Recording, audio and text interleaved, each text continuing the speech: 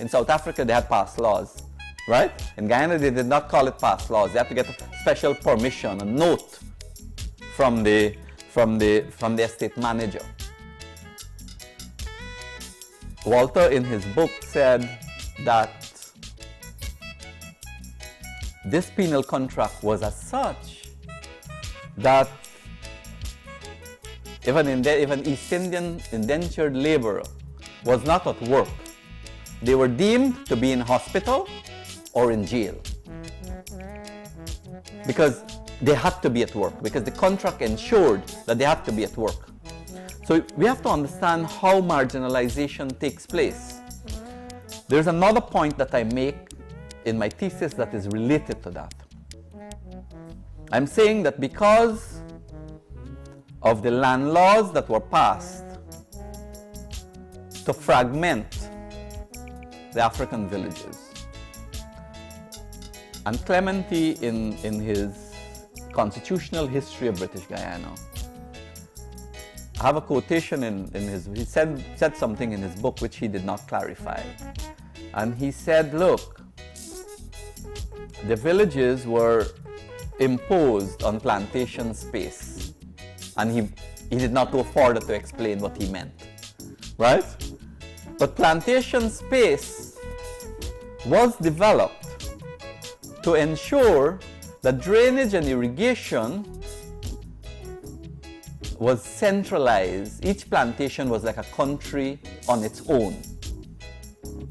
The village of Plaisance, which was a plantation, or the village of Better Hope, which was a plantation, these were separate countries.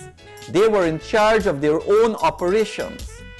The point I make in my dissertation is that the superimposition of village on that layout, right, contributed to the problems that the African villages have to this day. When you tie that to the indentured contract and what the indentured contract did to whether African labor could have gained employment on plantations between 1850 and 1890, right? You see a different story. What is the story that we see? African labor in that period was only able to gain employment on the plantations, on the sugar plantations, when a plantation did not have its full complement of indentured workers. So African labor, which were kept in these villages where they had little small portions of land, in which, in a report by the Attorney General to Governor Hicks in 1862, he says, look, I don't understand how these people in Buxton, in BV, in Plaisance and different villages are living, because these villages for most of the year are like sheets of stagnant water. So the villages, they could not earn, so they could not plant, most of them could not plant subsistence crops in the villages, and most of them could not get work on the plantations. So in that kind of situation, what happened? Some estates were renting out land to Africans at very high rents so that they can plant plantain and ground provisions in order to subsist in the villages. So estates were doing that, right? And by the 1880s, a discussion began among the African population. They were debating among themselves, what are we doing?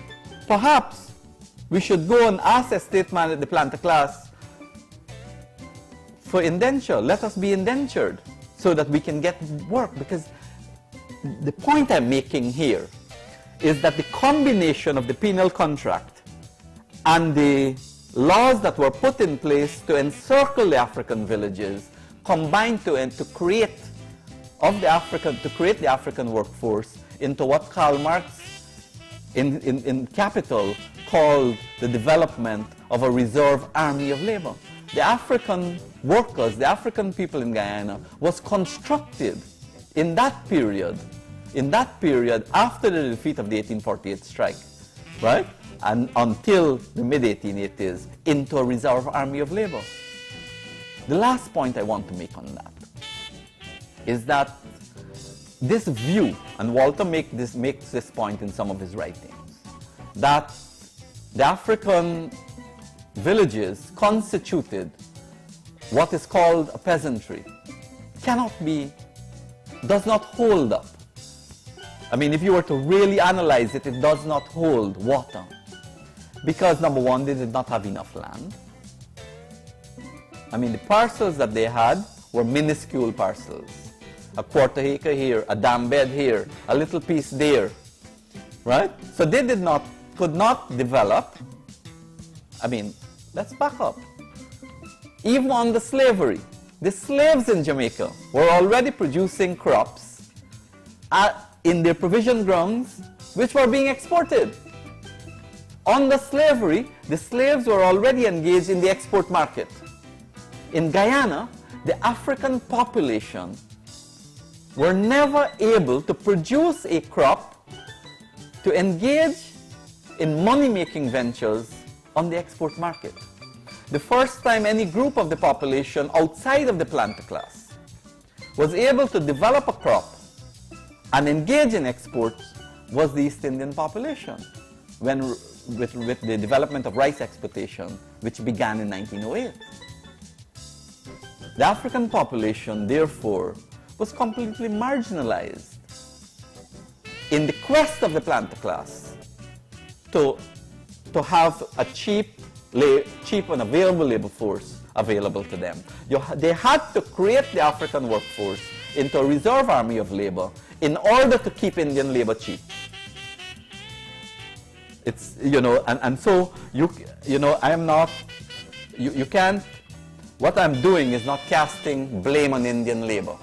Both East Indian labor and African labor became captive labor in that process. And so what we see, and this point I don't make in my dissertation, but what we can, from that history, we can deduce the racial problems of today. If we were to understand the history of the 19th century, we could deduce the racial problems of today. And so in order to deal with the future, in order to deal with the problems of race, we have to go back to the history of the 19th century. And we have to base programs and policies that addresses the disparities that history brought to bear in the structure of the society.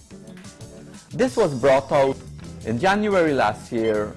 I got together a couple East Indian youth in the village of my birthplace, Spain. And I said, look, I want to talk to you about the African village next door. And I said, look, when you look at the African village, what first comes to your mind? And they said, we see lazy people. Now, in looking at the reports of the stipendiary magistrates of the 1840s, the reports of the stipendiary magistrates between 1842 and 1848 is talking about how, in glowing terms, about the growth and development of the African villages, how the people are progressive, how they have beautiful homes, how they have farms, they have gardens, they have all these things. And after 1848, the reports of the stipendiary magistrates are talking about how this group of people, who by 1848 are progressive, are now lazy, have gone beyond the pale of civilization. How does a section of the population move from being progressive, to outside the pale of civilization? So the concept that the African population is lazy developed from the colonial mindset. Because when you look at the colonial literature that develops after 1848 is taught